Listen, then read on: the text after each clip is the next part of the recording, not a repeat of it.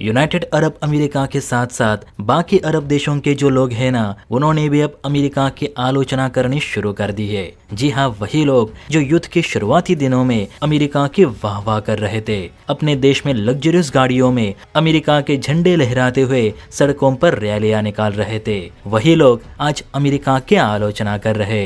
अब आलोचना क्यों कर रहे तो खुद आप स्क्रीन पर देखिए। ये सैटेलाइट इमेज है फुजरा पोर्ट की। जो लोग नहीं जानते तो आपको बता दूं कि फुजरा पोर्ट दुबई के पूर्वी तट पर स्थित यूएई का एक प्रमुख बंदरगाह है, जहां पर यूएई का सबसे बड़ा कच्चा तेल स्टोर करने की फैसिलिटी है। यानी कि यूएई के देश भर में जो भी कच्चे तेल के कुएं हैं, वहां से जो भी तेल निकाला जाता है वो सारा का सारा तेल यही स्टोर किया जाता है इन बड़े बड़े टैंकों में, और फिर यहाँ से शिप्स में लोड करके दुनिया भर के देशों में बेचा जाता है। और इसी पर कल को ईरान ने हमला किया। स्क्रीन पर देखिए, ईरान ने फुजरा पोर्ट पे हमला करके यहाँ कैसा विध्वंस मचा दिया है, क्या तबाही मचाई है। और गौर करने वाली बात तो ये है कि कल यूएई की सरकार ने निराश होकर ये स्टेटमेंट दी कि ईरानी हमलों को नाकाम करने में अमेरिकी डिफेंस सिस्टम नाकाम रहे, जिस वजह से हमारे फुजरा पोर्ट को भयंकर नुकसान हुआ है। इवन अब हमें इस फैसिलिटी को ही बंद करनी पड़ रही है,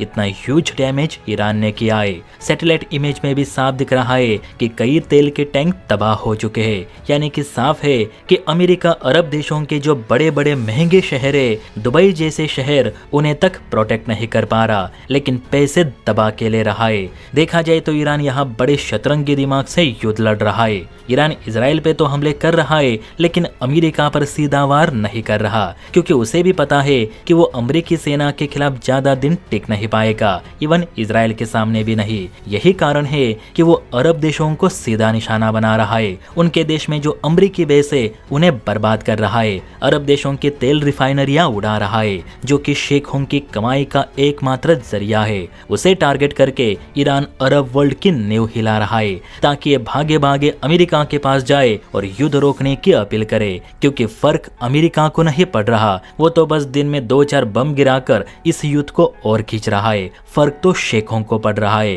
क्योंकि हर दिन ईरान उनके नए ऑयल प्लांट को निशाना बना रहा है, जिससे उन्हें $बिलियन का नुकसान उठाना पड़ रहा है। अब ऐसा नहीं है कि सारी कामयाबी सिर्फ ईरान को ही मिल रही है, ईरान को भी नुकसान हो रहा है। आप स्क्रीन पर देख सकते हैं कि कैसे ईरान के अंदर भी जबरदस्त हमले हो रहे हैं। यहाँ पर इजराइल की वायुसेना ईरान पर कहर बनकर टूट रही है। तेहरान जैसे बड़े शहर में लगातार बमबारी हो रही है, जिसमें जान माल का काफी नुकसान हो रहा है। खास करके ईरान की जो फौज है, उसके टॉप कमांडर्स को इजराइल निशाना बना रहा है। लेकिन बात घूमकर वही आ जाती है कि खुली किताब के पन्ने कितने पलटोगे। सीधी सी बात है कि ईरान एक बैंकरप्ट देश है, दिवालिया हो चुका है। उस देश की करेंसी जो नोट है वो रद्दी के भाव में बेची जा रही है। ईरान में ऐसा कोई शहर नहीं बचा जिसे आप फाइनेंशियली फिट कह सको, या कोई ऐसा पब्लिक एसेट भी नहीं जिसे आप नुकसान पहुंचाओ। तो आप ही बताना, ईरान पे कितने भी बम गिराओ उसे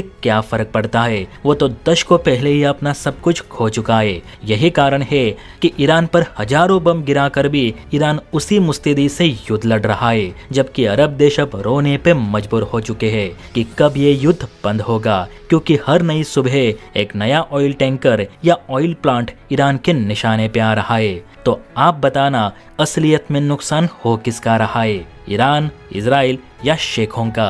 कमेंट करके अपनी राय जरूर दे। और हाँ, वीडियो अच्छी लगी हो तो बेल आइकन प्रेस करके चैनल को लाइक एंड सब्सक्राइब जरूर करें। जय हिंद।